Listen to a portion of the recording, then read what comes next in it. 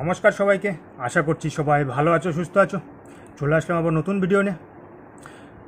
আমি একজন kidney patient, তোমরা সবাই জানো আমি একজন কিডনি ট্রান্সপ্লান্ট পেশেন্ট। 3 বছর ডায়ালিসিস করার পর আমার ট্রান্সপ্লান্ট হয়েছে। তো অনেকের প্রশ্ন থাকে যে ট্রান্সপ্লান্টের পরে পেশেন্ট সুস্থ থাকে নাকি, কেমন কি, সেটাই তোমাদের সাথে আজকে শেয়ার করব। আমার 6 মাসের অভিজ্ঞতা, যে 6 মাসে আমার কী কী সমস্যা হয়েছে, আমি এখন কেমন আছি, আমার সব রিপোর্ট কেমন আছে, এইসব নিয়ে তোমাদের সাথে আজকে আলোচনা করব। কারণ আমার ওটি হয়েছিল সেপ্টেম্বরের 28 তারিখে। তোমরা সবাই জানো, যারা ভিডিও দেখেছো আমার যে আগের থেকে, তারা সবাই জানো যে সেপ্টেম্বরের 28 তারিখে আমার ওটি হয়েছে। তো আজকে মার্চের 28 তারিখ, তো একদম আমার 6 মাস সম্পূর্ণ হয়েছে। দেখতে দেখতে 6টা মাস পার হয়ে গেছে। তো এই 6 মাসে আমার কী কী সমস্যা হয়েছে বা আমি এখন কেমন আছি, এইসব নিয়ে তোমাদের সাথে একটু আলোচনা করব। কারণ অনেকের মনে প্রশ্ন থাকে যে ট্রান্সপ্লান্টের পরে আদৌ সুস্থ থাকতে পারবো কি না। তো আমার অভিজ্ঞতা, আমি কেমন আছি, এইটা নিয়েই তোমাদের সাথে আজকে ভিডিওতে বলবো। তো দেখতে থাকো পুরো ভিডিওটা লাস্ট পর্যন্ত। আর কারো কিছু প্রশ্ন থাকলে অবশ্যই কমেন্টে বলতে পারো। আর আমার টেলিগ্রাম চ্যানেল আছে সবার জন্য, যে আমরা যত কিডনি পেশেন্ট আছি সবার জন্য টেলিগ্রাম চ্যানেল বানানো হয়েছে, মানে গ্রুপ বানানো আছে। তো টেলিগ্রাম গ্রুপে জয়েন হয়ে যেতে পারো, যে কারো কিছু প্রশ্ন থাকলে। আর আমার ফেসবুক পেজটাকে সবাই ফলো করে দিতে পারো। ওকে, তো সেটা শুরু করি। 6 মাস বর্তমানে আমি সুস্থ আছি। তোমরা দেখতে পাচ্ছ, আমরা যারা ডেলি ব্লগ দেখছো আমার, যে আমি বর্তমানে তার জন্য আমি তোমাদের সাথে ডেলি ব্লগটা শেয়ার করার চেষ্টা করি, যে যে অনেকে জানতে পারবে যে আমি ট্রান্সপ্লান্ট পরে সুস্থ আছি। অনেকে ভয় পায় যে ট্রান্সপ্লান্ট করতে চায় না, যে ট্রান্সপ্লান্ট পরে আদৌ সুস্থ থাকা যায় কি না, এইসব নিয়ে অনেক প্রশ্ন থাকে। সেটা আমারও প্রথমে থেকেছে। তো এইসব প্রশ্ন সবার মনেই থাকে। তার জন্য আমি মাঝে মধ্যে ডেলি ব্লগ দেওয়ার চেষ্টা করি। ডেলি ব্লগ দিয়ে আর কিছু ইনফরমেশন থাকলে তোমাদের সাথে অবশ্যই শেয়ার করি। সেই সব আমি চাই যতটা সম্ভব আমরা যে কিডনি পেশেন্ট আছি সবার জন্য একটু হেল্প হয়। বেশিরভাগ আমি সেটাই চাই। আমার ভিডিও দেখতে হবে, আমি সেটা নিয়েই বানাই বেশিরভাগ। যেটা সত্য সেটাই তোমাদের সাথে শেয়ার করি।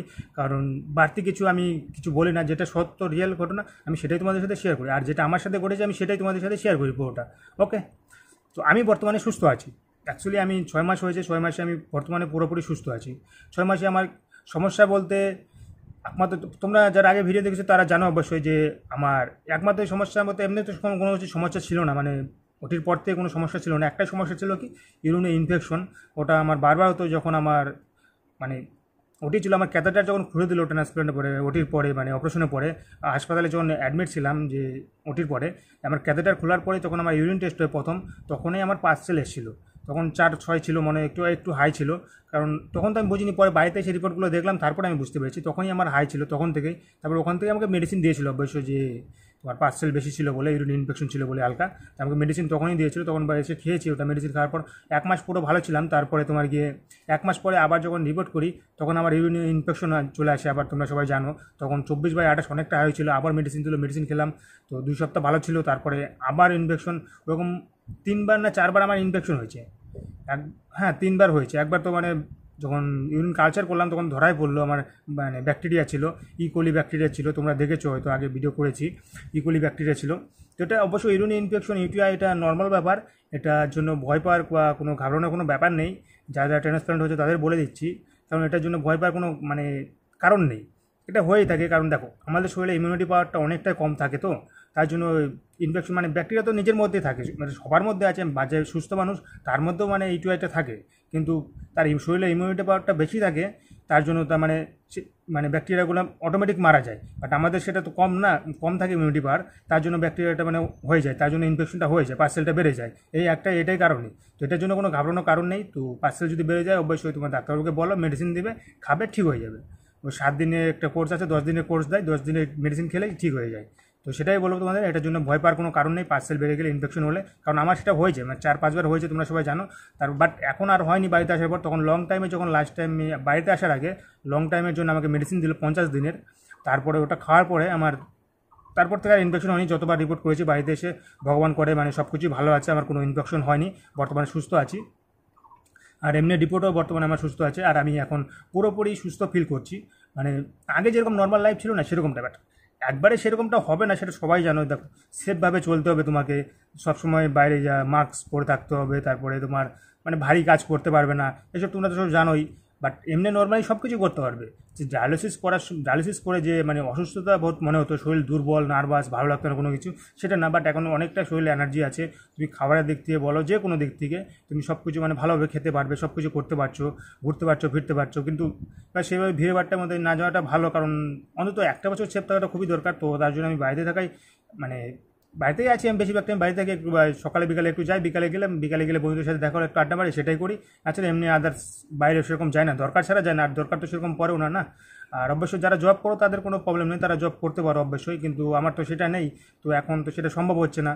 তো একটা বছর না গেলে আমি অন্য কোনো কিছুতে ট্রাই করতে পারছি না। তো একটা বছর যাক, একটা বছর অবশ্যই আমাকে বাড়িতেই থাকতে হবে।